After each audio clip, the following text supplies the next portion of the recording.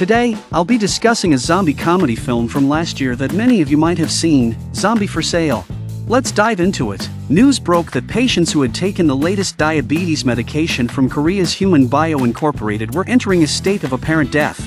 Whistleblowers from within the company accused it of using live subjects for their drug experiments over an extended period. In an abandoned field where these unfortunate subjects were buried, one experiment subject, John Bai, reanimated as a zombie. After wandering all night in a daze, John Bai stumbled upon a remote farm. Spotting an old woman on the road, he instinctively tried to grab her, but she easily evaded his slow movements. Next, a group of playful kids threw stones at him, making fun of the least zombie-like zombie ever. John Bai chased the kids to a nearby village, where he encountered a guard dog. Hoping to redeem his zombie pride, he was instead chased out of the village by the barking dog. John Bai's miserable zombie journey had officially begun. He hid in a family's outdoor toilet, only to be discovered by Man Duck, an old man who came to use the bathroom. Seeing this dirty, sneaky young man yelling incoherently, Man Duck hit him with a toilet plunger. Fed up with being disrespected, John Bai finally embraced his zombie nature and bit Man Duck. The card-playing friends inside heard a scream and rushed out,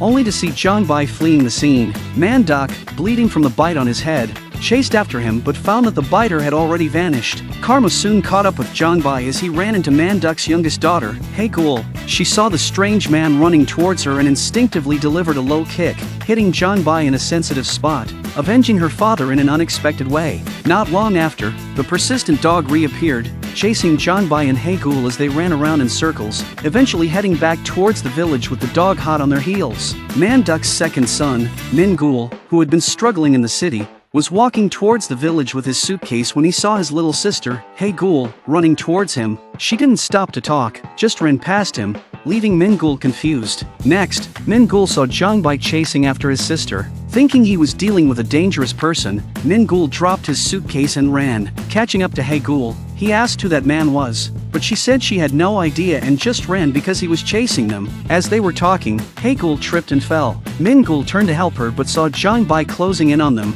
Just then, a truck came barreling out of a side road and hit John Bai, sending him flying. The driver was their older brother, Jun Ghoul, unknowingly avenging his siblings. The three siblings looked down the road and saw that John Bai was getting up, seemingly unharmed. Hearing more dog barks from the village, John Bai turned and ran away. The siblings, thinking he was brain damaged from the crash, watched in disbelief. That night, the village was filled with the sound of barking dogs, annoying the villagers. The family-owned gas station on the village outskirts belonged to Man Duck's family. Late at night, Hey Ghoul heard noises from the warehouse. Armed with a shovel, she opened the door and saw a figure sitting on the ground. She loudly demanded to know who was there. Man Duck heard his daughters yelling and came over. Turning on the light, he recognized John Bai, the same guy who bit him in the toilet earlier that day. Enraged, he charged with a shovel. Hey Ghoul ran back to the house, screaming for her brothers. Jun Ghoul arrived first and immediately kicked John Bai. The rest of the family followed and froze upon seeing the scene. John Bai,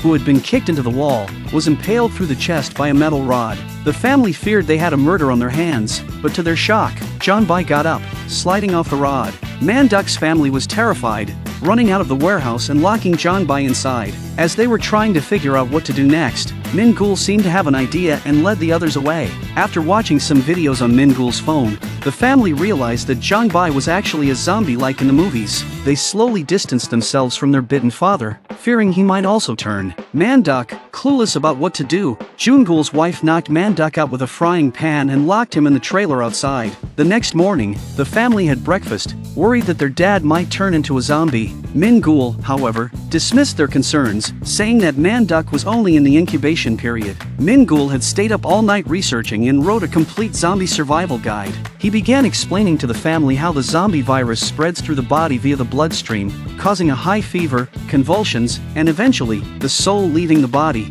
Once reanimated, they become bloodthirsty and start biting people. At that moment, a now-awake Man Duck climbed out of the car through the sunroof. Meanwhile, Min Ghoul was still trying to convince his older brother to kill their father when Man Duck walked into the house and sat at the dining table, motionless. As Man Duck opened his mouth to sneeze, Min Ghoul knocked him out with a bottle and landed a few extra punches for good measure. Hey Ghoul, meanwhile, discovered that the tied-up John Bai had a fondness for cabbage. In the bathroom, Man Duck was delighted to find that his urination was no longer weak but strong and steady. In the warehouse, John Bai was enjoying some cabbage when he saw the pregnant daughter-in-law, who, for everyone's safety, tried to pull out his teeth with pliers. Man-duck, excited by his newfound vigor, called some village elders to witness his strong urination. Seeing their envious expressions, he lectured them on the importance of exercise. Leaving the bathroom like a celebrity, the village elders, who once looked down on him, now begged to know his secret, marveling at his youthful appearance with fewer wrinkles and darkening hair. John Bai,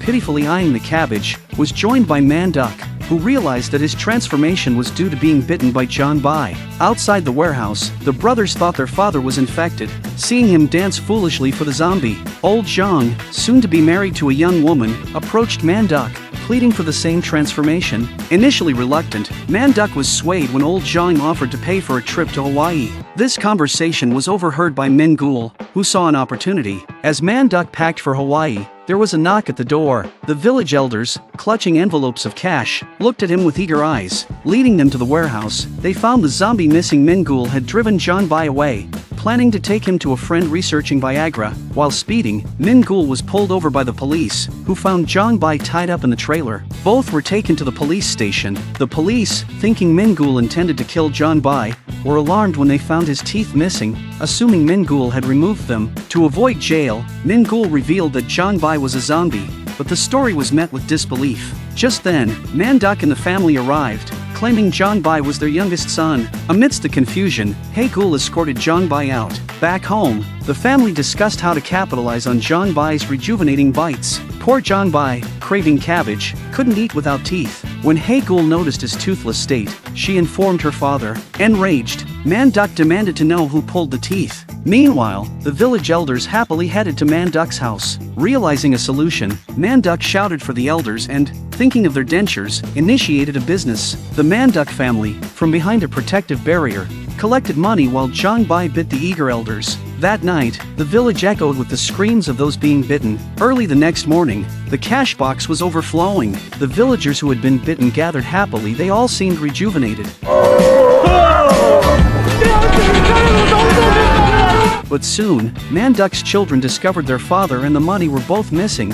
He had secretly gone to Hawaii. Hae-gul took John Bai to the cabbage field, and seeing cabbages that looked like human brains, John Bai was thrilled.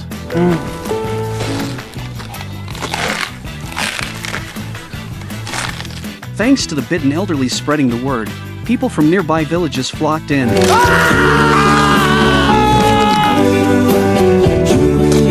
Not just the elderly, even those in their prime came to pay for a bite.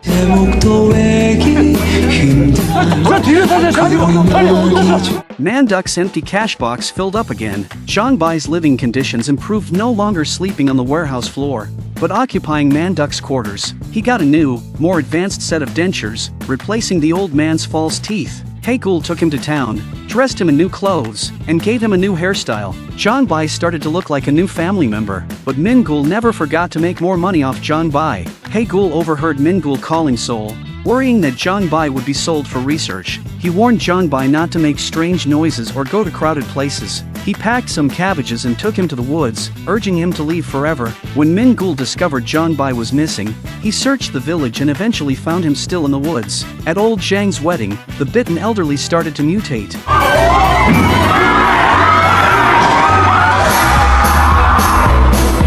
Min-gul, preparing to leave with John Bai, saw a crowd of zombies at the station and abandoned John Bai in fear. The wedding turned chaotic as the zombies attacked the guests.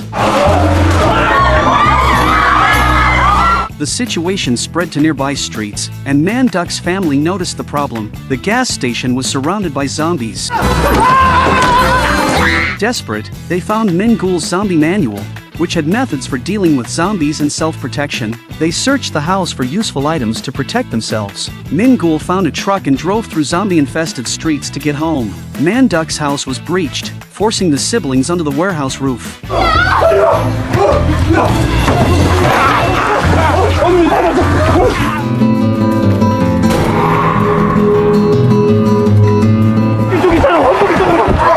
From the skylight, they saw Min-gul driving towards them. Cleverly, he lit fireworks on the truck to distract the zombies at the door. The elder brother yelled, "This is a gas station, put it out," but it was too late. The fireworks ignited, forcing Min-gul to flee the truck. The fire spread to more fireworks, lighting up the night sky.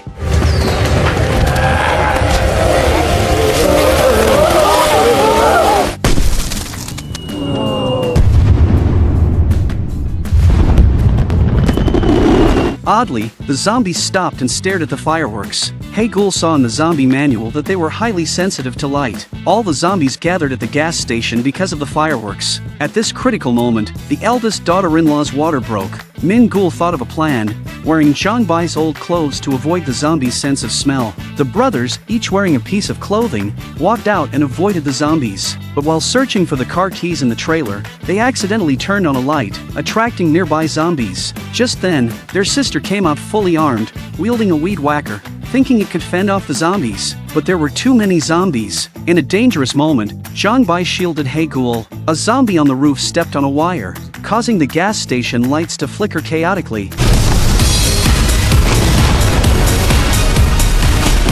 The commotion also attracted more zombies.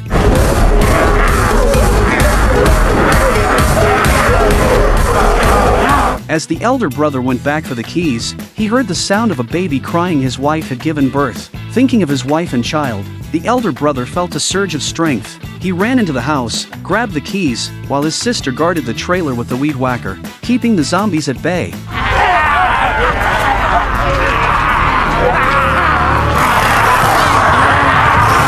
Knowing he couldn't escape, the elder brother threw the car keys to his younger brother through the window, urging him to save the mother and child. The elder brother was then surrounded and attacked by zombies. Min Ghoul started the truck, pulling the trailer with the car inside, preparing to escape. Hey Ghoul got into the truck, while Zhangbei blocked the door, keeping the other zombies away. The elder brother managed to get back into the trailer and told his younger brother that the gear saved him. The clothes were torn, but his body was unharmed. Min Ghoul stepped on the gas, dragging the trailer out of the warehouse. Zhangbei, left behind at the gas station, watched them leave, slowly calling out Hey Ghoul's name. Hearing this, the surrounding zombies became excited, swarming over Zhangbei and attacking him as he began to turn human. Zhangbei lit a match and threw it onto the gasoline-soaked ground, igniting a massive fire. Manduk's gas station exploded repeatedly until it was completely destroyed. The next morning, the elder brother in the trailer began to mutate. He had been bitten. Meanwhile, the radio in the car broadcasted news of the outbreak. Patients who had taken a certain diabetes drug from the human upgrade company were showing zombie symptoms. With the elder brother mutated, the truck stopped. Just when the siblings despaired, Manduk appeared with his suitcase, back from Hawaii. The family noticed that despite being the first bitten, Manduk had not mutated. They heard on the radio that the government was searching for bitten individuals who hadn't mutated. Min Ghoul grinned, realizing they had a new business opportunity. Manduk was the cure for the zombie plague. 6 months later, the country was still dealing with the zombie outbreak. Manduk's family traveled nationwide in a modified truck, giving free vaccinations to zombies. Hey Ghoul and the now human Zhangbei maintained order among the zombies. Manduk bit each zombie, turning them back into humans. This hilarious movie ends on a high note, explaining its high ratings. It's definitely worth watching. The character Zhangbei was never fully explained, likely a failed human experiment, but this doesn't affect the overall plot. If you enjoyed this review, hit the follow button. See you next time.